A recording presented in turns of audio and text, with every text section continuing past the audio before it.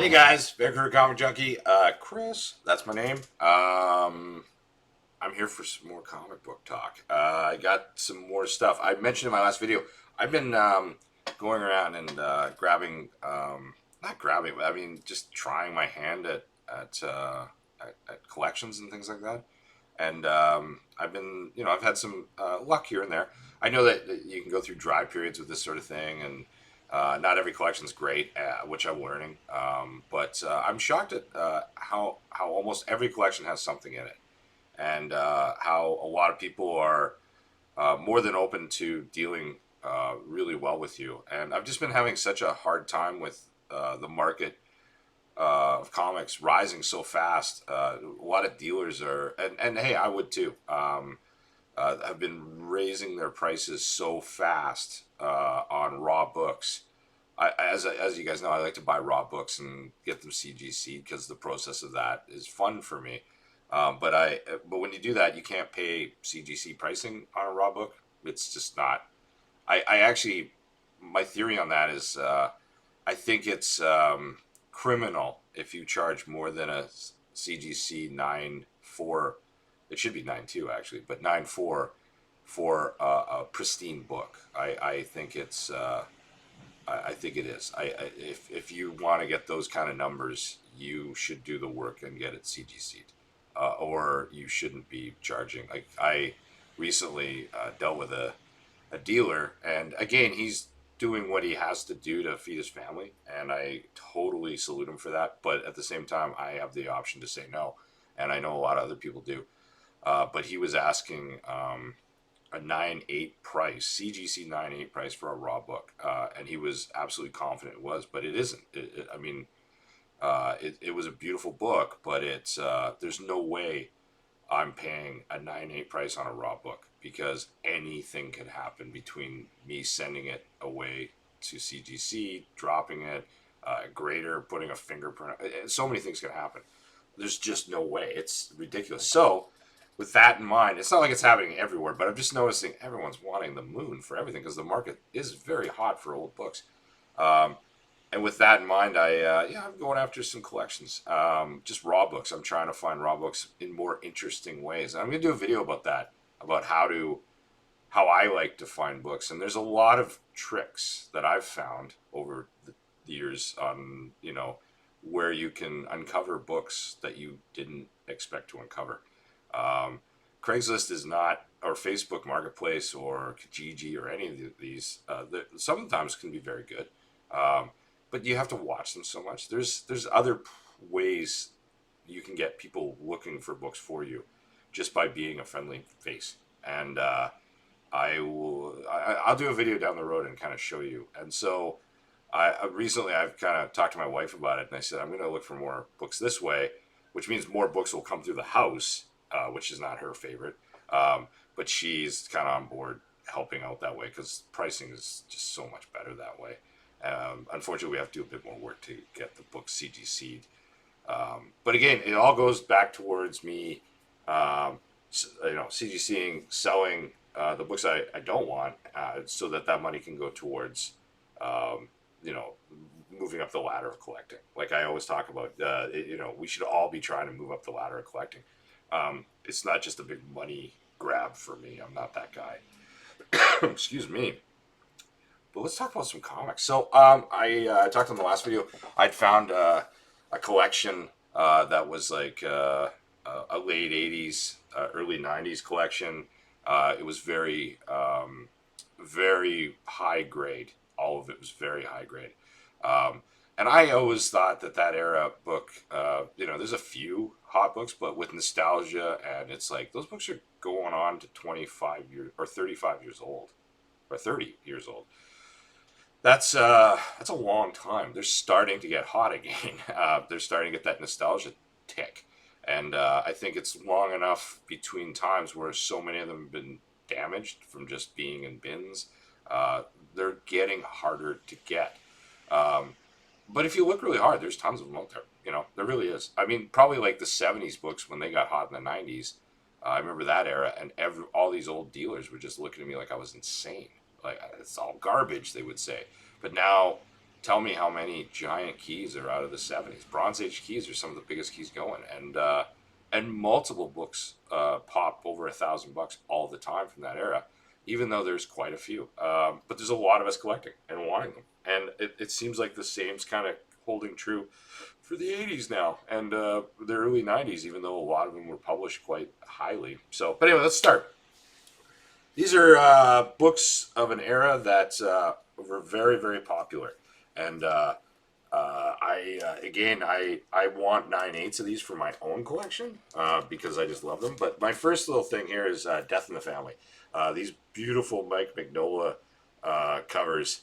When I was a kid, I'd never seen anything like it. They were incredible covers, and unfortunately, when you open it up and you see Jim Apato's mediocre at best art, it was a letdown. The story's great though, and I'm very happy about the story. Jim Starlin wrote these. These are starting to tick up, so keep an eye out for really high grade copies. This is the first part of Death in the Family, and this goes for around 200 in a CGC 9/8. That's nothing to sneeze at because these are around. They're everywhere. Like they published a lot of these. Batman was at its peak when these came out, and that was like around the movie in '89, the first movie. It was like Batman fever. So like Batman was doing really well. But this is the first part. It goes for almost 200, sometimes a little bit more. That's something to look at if you're wanting to put a little value in your collection. And there was 4 parts, and I was able to pick up a few. I think I got another. They're all just sitting here. I got another 9/8 candidate for Death in the Family, number 1. There's book 2 as well. I picked up one of those. Again, another 9/8 candidate. Really nice copy. Again, these Mike Mignola covers. Every time I'd pick one up, I'd just be like in awe of it. I'd never seen anything like that in comics at the era. But then again, it opened up and Joe Perro would be inside. This is the big boy. This is the actual death of Robin, which was pretty serious. I remember they wanted you to phone a 1976 number, which was kind of like a porn line. But back then, that's what we all thought they were. And you had to, I think it cost 50 cents or something like that. And you had to vote if you wanted Robin to die or not. And apparently we voted to kill off the little guy. And now he's dead. But this was a big freaking deal book in its day. But again, they published 1 billion of them. But again, nostalgia is winning. I got another one of that. This is the bigger one. I think I mentioned that already. But it's these are going in the 300 range US for a 9/8. Again, nothing to sneeze at. And when you're looking at collections and things like that, I have a few more. I was able to get like 3 runs of it. And I think I paid about $5 a piece, just because I bought a big stack of books. And raw, these don't really go for a lot. It's just the way that is. So I got those, and I forgot to add in. This is the last cover. This one doesn't go as much. I think it's like 125 in a 9/8, which isn't great. But if you want a set, we're trying to grab one. I think they're great. I think they're really iconic 80s books. So what else did I grab out of that collection? Of course, why wouldn't I grab this? Because it's in every collection. I don't know what to think of this book. It was $1. I literally, and it's pristine. It's a beautiful book. It's a candidate for 9/8. I don't even know if I'm sending it in. I love this book. I love the character that it's introducing. Omega Red, great character. Great art, Jim Lee. It's got everything going for it. Unfortunately, the first issue was the most published comic ever published in the history of comics ever. Before I think Superman beat it. So if you think about it, issue 2, 3, 4, 5, I don't know what the census says, but I think this was published in the millions or close to it. So I remember the 90s, I would see long boxes of just this issue. So this book is, if this character is hitting the MCU, which is great, I think he'd be a great character. I just can't imagine this book becoming a $2,000, like a big book, simply because there's just too goddamn many of them. I remember when this started heating up, and I think these go for about 140 in 9/8. But if it wasn't under like a normal published book, I think this would be a $400 or $500 book minimum right now. And it's just because there's just too damn many of them. which is a damn shame. But $1, I just grabbed it anyway. What else did I get? Ooh, here's some cool ones. So I noticed the turtles were going through the roof. Just anything turtles. I have some turtles. I have some stuff. I'll probably do a turtle video at some point. And with the turtles, there's so many number ones. But there was an Archie one from the limited series. It was the first one. I think it was first appearance of Kang. Started going for big money, and I actually have and the CGC 98 newsstand went for I think like $2,500, which is kind of like a. But when a first print of the first series is going for $50,000 or more in 98, it starts looking like a deal. So people have been going after the other issues. So I was able to pick these up for about $1 a piece. It's the ongoing Archie series number ones, and I got a Canadian price variant on one. And the reason I picked them up, it wasn't so much because I'm here to make some money, but it was, man, these things are incredibly high grade. Like they're beautiful. There's not a nick on them. Perfect. Like they were put in a bag and put away for 30 years. So I was happy to buy them for $1 a piece. I was noticing that if you and they're pretty prevalent around. If you can get a CGC 98, I think it's in the 120, 140 range. But I have a Canadian price variant. Who knows what that'll do because everyone's Canadian price variant crazy these days. They're all directs though. They're not newsstands, so I got that going against me. Even though I don't really give a shit about that. I don't know how you guys feel. But when I'm going after a book, I don't even think about newsstand or direct. I don't care. I wish I did. I understand why people buy into it because it's rare stuff, but I just don't care. And I know that makes me sound stupid comparatively to all these smart collectors out there, but I just love the book, and I'm not I'm not falling into like second prints and all this sort of thing. I just there's only I like the books, and if I fall into that, I'm gonna have less of them by having to purchase them. They're just so expensive. Anyway, yeah, Turtles number one, Archie. It's a pretty good buy if you can snag them. They're around, man. Okay, what's next? Ooh, just some various books I grabbed out of the collection. A Count Duckula because I don't know, I thought it was cool. It's really high grade. Some Married with Children books, which I thought were hilarious, and I read them. They were really fun. I know this book's kind of gone up and down now, but I just can't turn that cover down. And again, I got it for under $5. So, and I'd say 9.8 all day long. Or at least a 9.6. I mean, it's just been sitting in a bag since like whenever it came out, 1990. Issue 50 of Green Lantern, First Parallax. It's a book, I've picked a few of these up. Green Lantern's got an HBO Max series coming. It's something to look at too. It's a cheap key. So, again, it was $1. Oh, this is a good one. I believe in this book. Howling Commandos of S.H.I.E.L.D. First Glyph. I think, it's a cheap book. It's a really cheap book. It's got some great variant covers. You can seriously get this for $1 to $5 any day of the week. And it's got some interesting first appearances. And I've been snagging a few. I have a few. And then we all know this book. I grab this book whenever I see it. I think the character in it's pretty smart and could parlay into some interesting things. Again, you can get, this is a book that was really, like, Miller's line was collected a lot by this point. And this was just outside of it, just after it. And so people were still buying it. They were in their pull list. So everyone just slipped them into their bags and put them in their collection.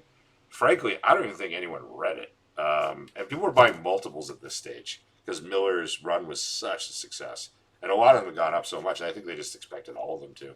So this book is not hard to find in super high grade. So I like to grab it on occasion. I think it's a good buy. So there's those. What else do we got here? Ooh.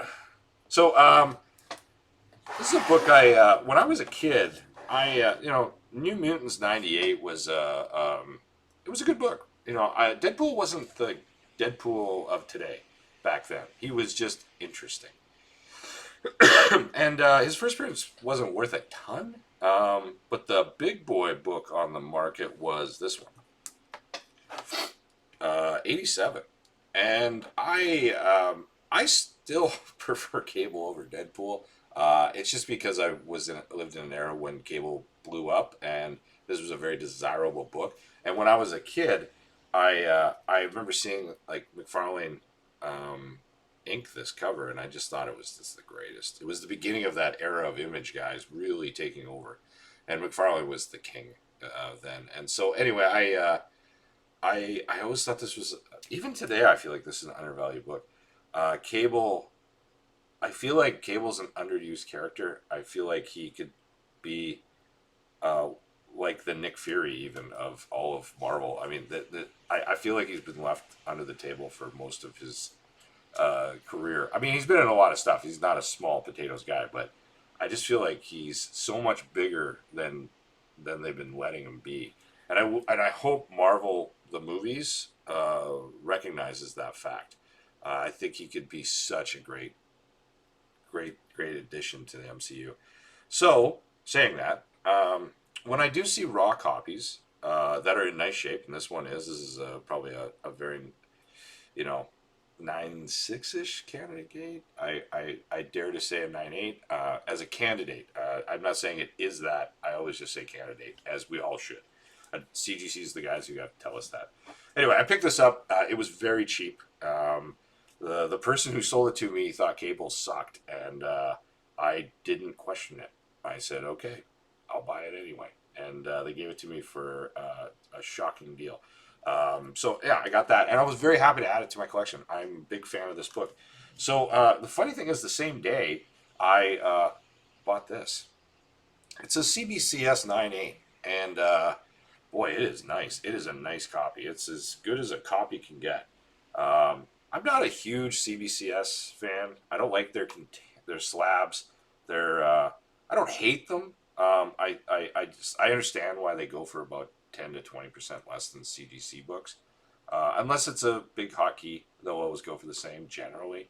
Um, I imagine at some point they'll even out. I hope CBCS with their new slabs, because I've seen their new slabs, they're better.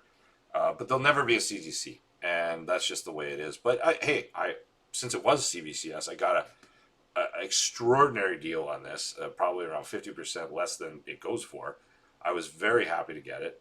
And as I just explained, I'm a huge fan of the character. I was thinking about getting a reholder on this, but I don't know. I got other things to do. Now we'll see. We'll see what happens. I'm in no rush to do anything with it. I just wanted to have a 9.8 copy in an actual slab that says 9.8.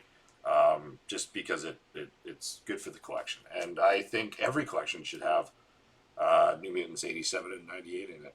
I don't even have a 98. That's the funny thing. So I need to probably go after that at some point. But the biggest book on this today is a book that I loved as a kid. And I had it. And I've owned copies of this book. But every time I see how much it's going for, my jaw drops. And I love that it's a pure collector's book. This isn't a book that anyone's specking on a movie or anything like that. This is, people just want this in their collection and they're willing to pay for it. And it's kind of neat to see an 80s book become so iconic within a collector's market. Much like there's books like Warren horror books that are becoming, they have Frazetta covers and they are worth more money simply because people desire that cover. And I like that kind of collecting. That's how I started collecting. And this is a book that definitively falls into that category. And I was lucky enough to look at a collection the other day and I found a candidate for a 9.8. And again, candidate. If it comes back at 9.6, don't question me. It may. But I've never seen a nicer copy of this book, even sitting in a 9.8 slab. And I've looked at a bunch because I've been wanting this book. And I have one at CGC right now, but it's probably coming back at 9.4. But again, if you buy in at a good price point, and I did for both of them, especially this one, yeah, I'll show it to you. Why not? Look at that cover. It's Batman 423. In my opinion, it may be the best cover of the 80s or close to it. But everyone's taste is different. That's my taste. it hit at a great time because McFarlane was just hitting at this point, hitting in a big way. He was becoming the next big guy, but it was everyone knew it, but he was just on the cusp, and he had I think he just started doing some Spider-Man or it was just around that era. He was so unique, and I mean, no one had done a Batman cover even remotely to look like this. And then as a kid, I mean, this book was always desirable, and everyone wanted it in their collections, but it wasn't worth a fortune by any stretch. But the neat thing, I love that this book now is desirable, and people of my age, and I'm even finding people in their 20s actively go after this book simply just for the cover. That's it. And there's been sales getting in the 800 to 1,000 range in CGC 98. I think I love that. I love that collectors are just collecting. This book is only expensive because they love it, and that's fucking cool. No one's trying to get rich off this. They just want to own it. Some people are, obviously, but I think it's great. I just think it's great. Anyway, I wish there was more books like this, and there is for me. I have a lot of books. I mean, I have videos of other books that fall into this category for me, and we'll get to those down the road. A lot of indie books for me are like this, from the early '80s. Pacific Comics covers, man, love them, and they go for pennies. So, yeah. Anyway, that's my big boy right there. I love this book. I hope you do too. I hope you enjoyed the video. If you could like and subscribe, that'd be awesome. If you could also go to Instagram and hit me up at Vancouver Comic Junkie, or talk on here. You can add a comment here, or add a comment there. Let's just talk, man. It's all comics. This is we're all working so much. COVID's been a bitch. We're all going back into kind of hiding from the world a little bit. It's a good time to talk about the things that we love, bring back a little nostalgia. Yeah, it's great, man. Let's have fun. Talk to you soon. See you later, alligator.